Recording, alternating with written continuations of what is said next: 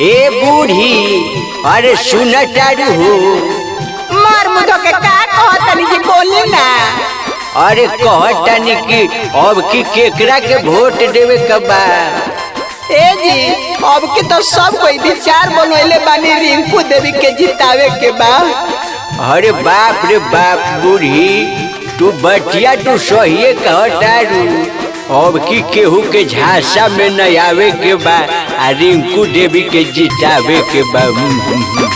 रिंकू देवी जिंदाबाद जिंदाबाद जिंदाबाद। शिवनी भैया जिंदाबाद जिंदाबाद जिंदाबाद। दहिया पंचायत का जनता जिंदाबाद जिंदाबाद जिंदाबाद। आपका बटन कहाँ दबेगा, चिमनी छाप कहाँ रहेगा। हमारो रिंकुआ दीदी गरीबन के जनावा दे अनावा दिहेगे बहिनी। हमारो शिवनी भैया गरीबन के जनावा दे अनावा दिहेगे बहिनी। किया बाकी चुनावा में इना के जिताई के मुखिया बनई है गे बहिनी।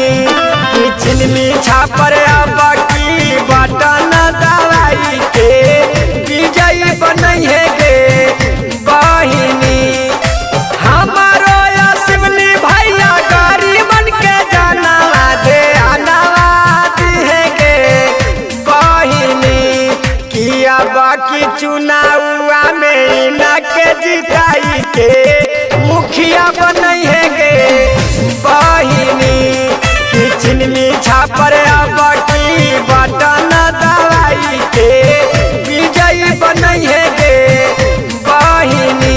रिकॉर्डिंग बाय महारानी म्यूजिक। रिंकू देवी जिंदाबाद जिंदाबाद जिंदाबाद। शिवनी भैया जिंदाबाद जिंदाबाद जिंदाबाद। दहिया पंचायत का जनता जिंदाबाद जिंदाबाद जिंदाबाद। आपका बटन कहाँ दबेगा, चिमनी छाप कहाँ रहेगा।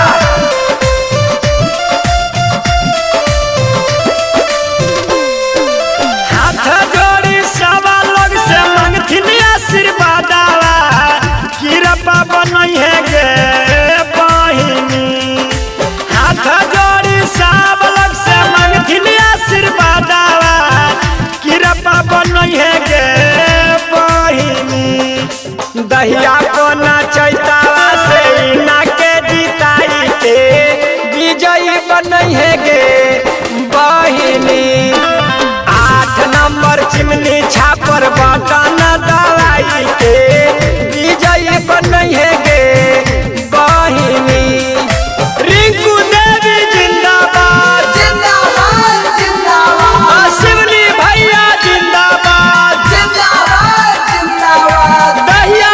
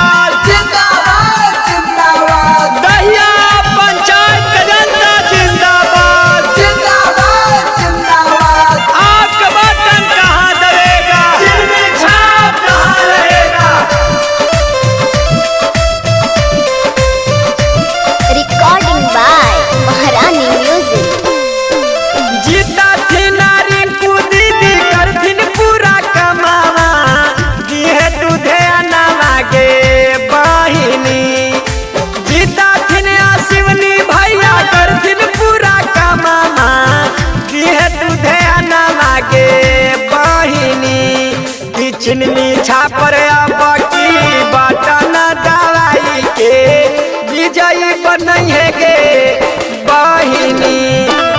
अब की चुनाव